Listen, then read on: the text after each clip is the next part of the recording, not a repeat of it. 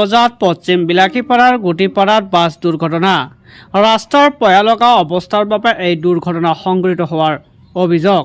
বিলাসীপাৰাৰ পৰা গুটিপাৰা হৈ গদুৰহাট অভিমুখে গৈ থাকোঁতে গুটিপাৰা তৃতীয় খণ্ড PWD ৰাস্তাত এই দুৰ্ঘটনা। চোৰাঞ্চলৰ যাতায়াতৰ কেন্দ্ৰবিন্দু ৰাস্তাখনৰ দুৰৱস্থাৰ বাবে বাৰম্বাৰ সংঘটিত হৈ আহিছে বাহন দুৰ্ঘটনা।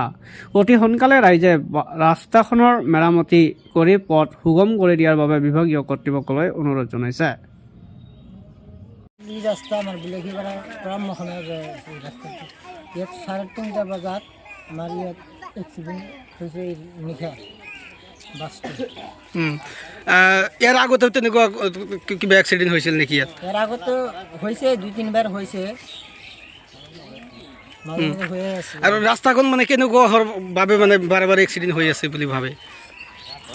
ৰাস্তাৰ কাৰণে এক্সিডেণ্ট হৈ আছে। আমাৰ ৰাস্তা গেলে বহুত বেয়া, সেইকাৰণে ৰাস্তাটো আৰু মানে আমাৰ MLA মহোদয় আৰু মন্ত্ৰী এইবিলাক কাম নকৰে, সেইকাৰণে এনেকুৱা হৈ আছে। এতিয়া কি জনাব মানে বিভাগীয় কৰ্তৃপক্ষ ডিপাৰ্টমেণ্টক কি আহ্বান জনাব? আমি এইখিনি জনাওঁ যে আমাৰ এই নিউজৰ জৰিয়তে যাতে এই ৰাস্তাখিনিৰ কামটো কৰি দিয়ে, সেইকাৰণে মই জনাইছোঁ।